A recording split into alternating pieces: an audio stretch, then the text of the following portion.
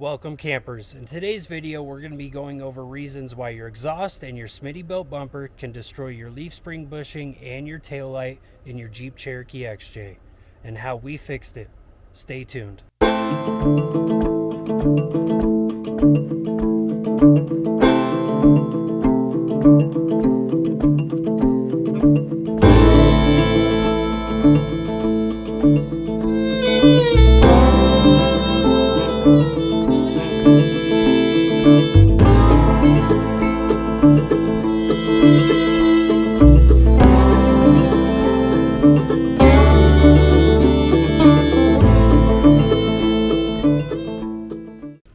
So if you guys haven't noticed, one side doesn't look like the other, and that is to blame.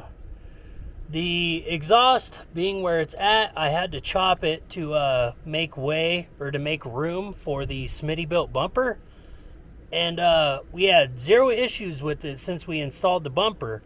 But for some reason on this last trip, it I guess the bumper kind of diverted the exhaust fumes in a way, and it just got extremely hot, and it ended up melting our leaf spring bushing pretty bad.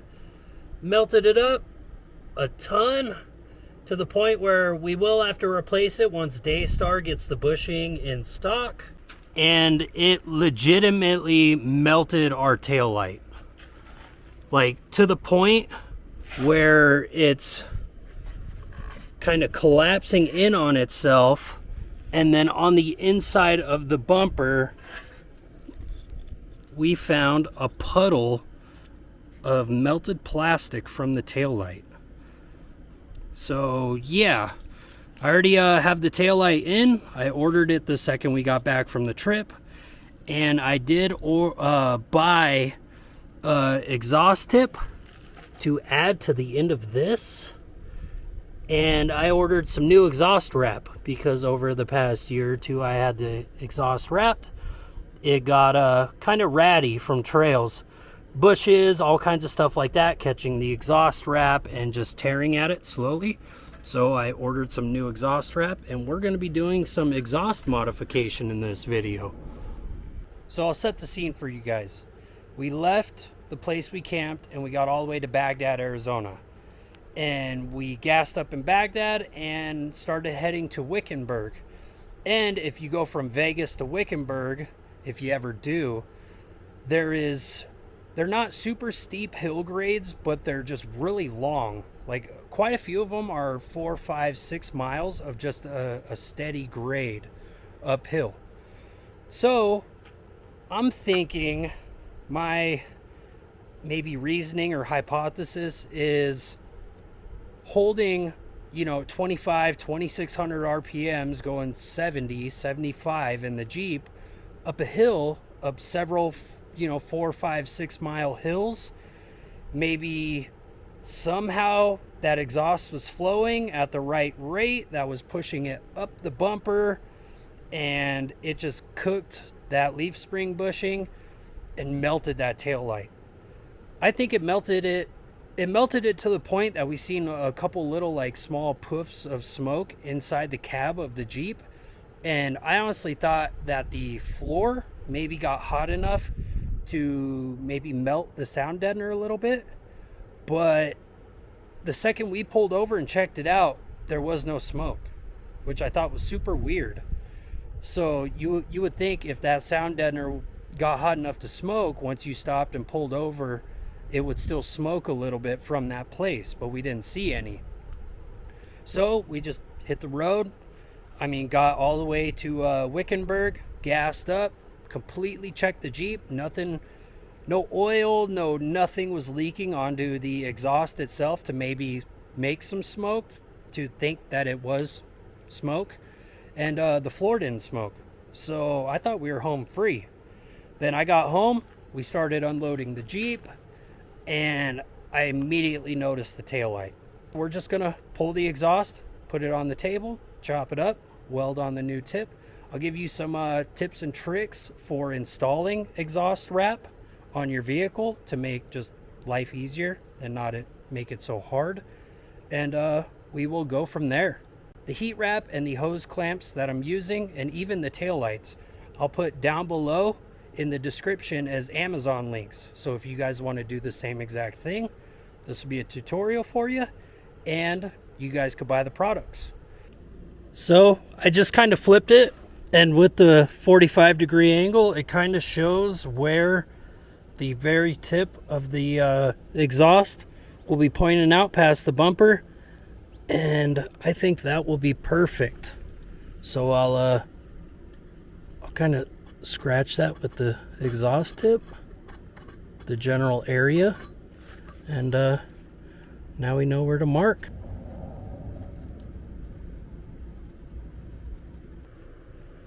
Took me a little bit longer than I wanted, but I have the entire exhaust out. I did have to remove the rear passenger side shock and the cross member for the long arm kit, and the transmission mount too, since the plate that goes to this hanger is underneath the trans mount. So it took me a little bit longer than I wanted. But one tip is with the exhaust hanger that's rubber, try to pry it open a little bit and spray some WD-40 in there, and that mount comes off like nothing. And then same thing with the studs that come off of the manifold that go to this flange. Hit those with some WD-40 and those will not be a nightmare to come off. So I'm gonna call it a night. Tomorrow I'm gonna trim the end. I only have to trim like 4 or 5 inches off, and then I'm gonna completely cut off this old insulation for the new stuff.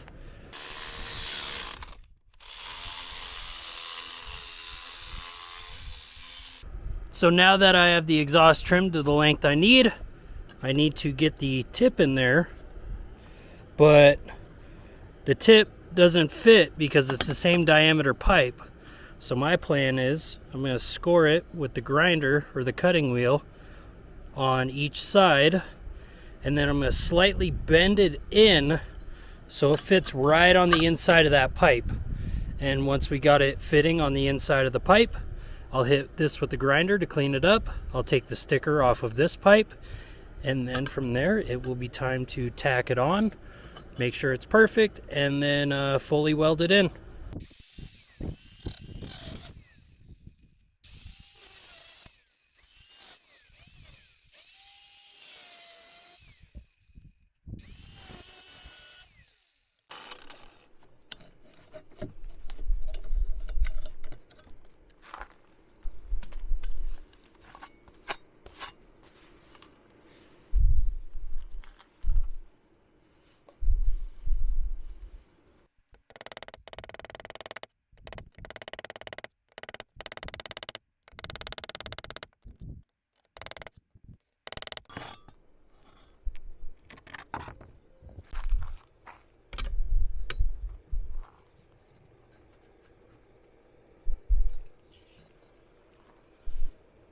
Well, it looks like it fits. Just needs to go far enough in there. It's about 1/2 inch in, which should hold it more than enough for me to get some tacks on after I clean this up and clean that up.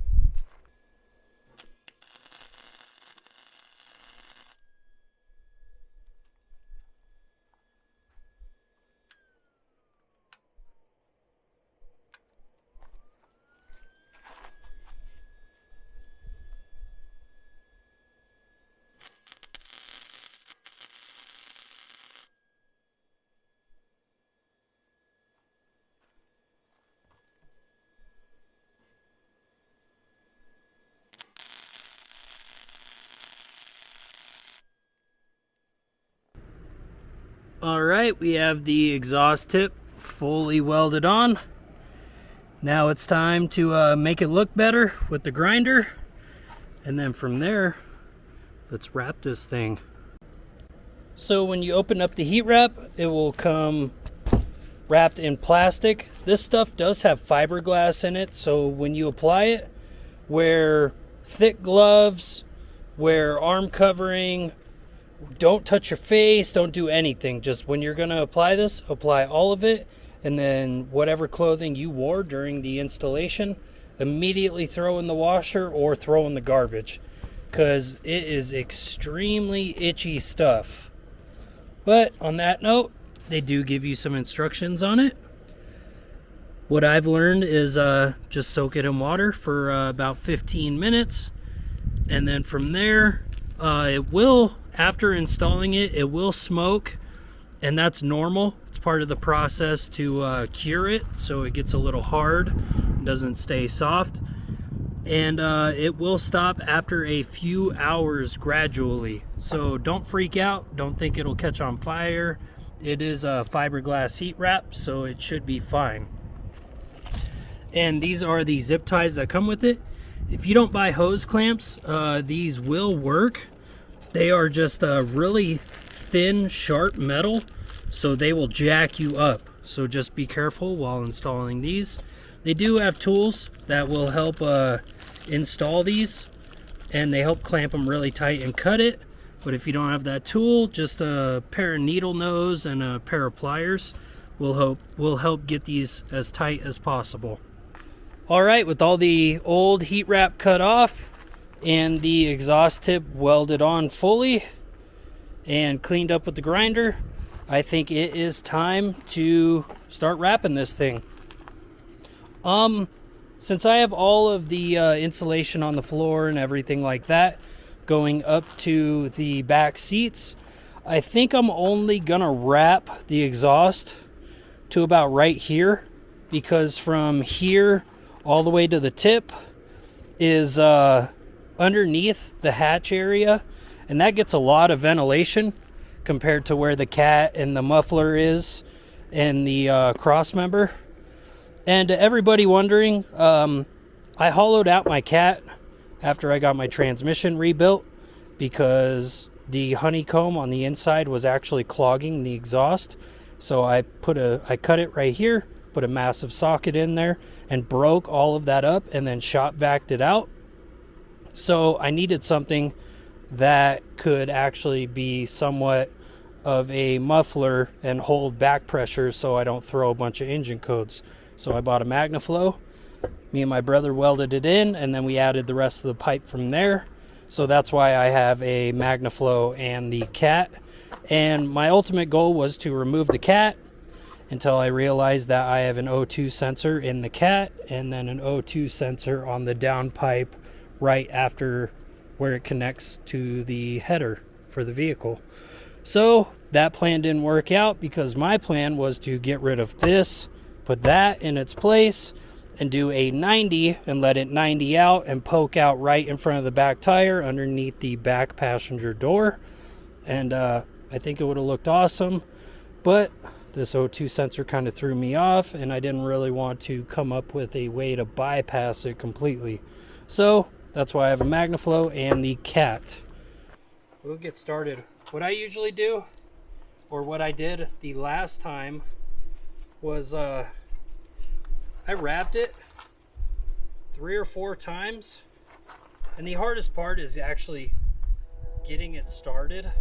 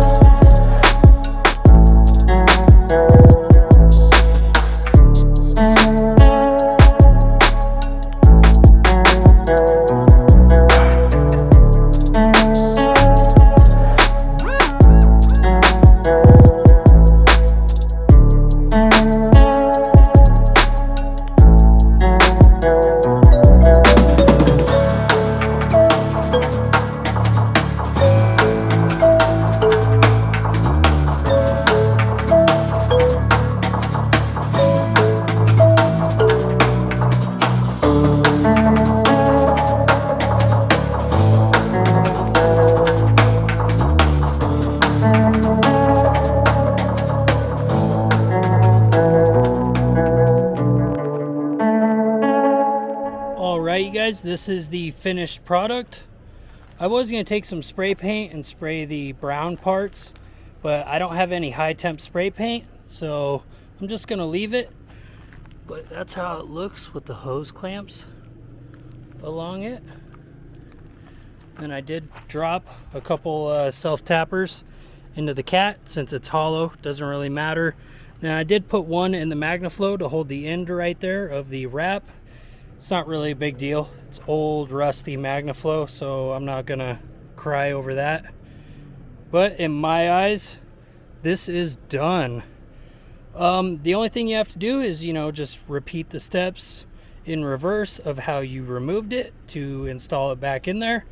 Then you should be good to go. This should make a large difference in the heat radiating through the floor. And then with that exhaust tip on there, it should divert past the bumper so we don't get any exhaust smell. Oof, that is a lot of work, guys. So my hypothesis with the rear bumper and this exhaust.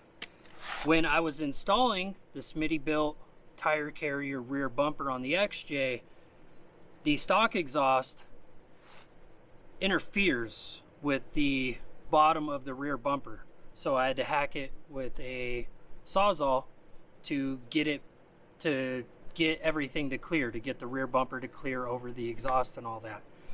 Which kind of made it so the exhaust was about 4 inches away from my leaf spring bushing for the rear shackle, and then it was about 8 to 10 inches away from the rear bumper itself.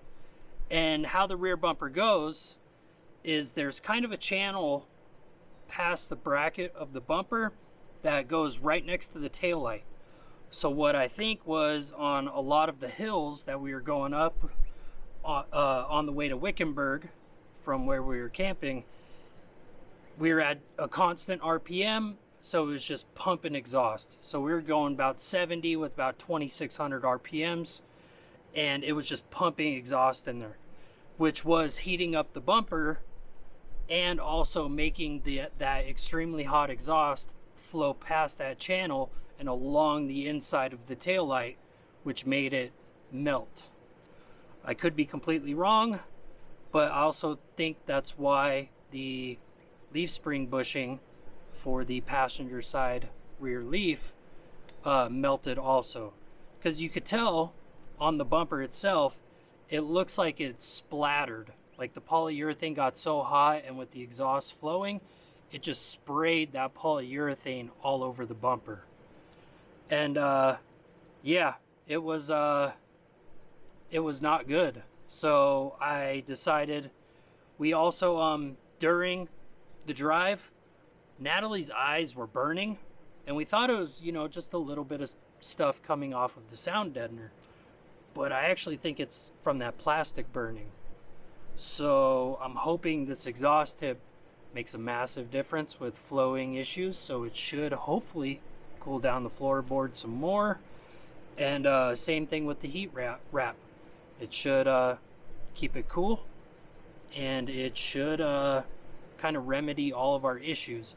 I do have to wait 12 weeks for a Daystar bushing, so it's either that or I buy a whole pack on Amazon, and all I need is the single bushing. So I'm thinking about waiting, and maybe I could just buy the single part from them direct.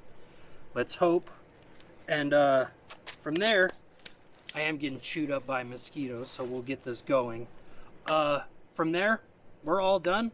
I'm just going to install it in the Jeep in the morning. I'm going to have some dinner with the wife and relax, since it is a Friday. So I really appreciate you guys watching. Please like and subscribe. Comment down below too if you have the Smittybilt bumper and you are possibly having the same issues with melting taillight or smelling exhaust, or a burnt leaf spring bushing. But yeah, just let me know. And I really appreciate you guys watching. Thank you so much, and hopefully I see you guys on the trail. Bye.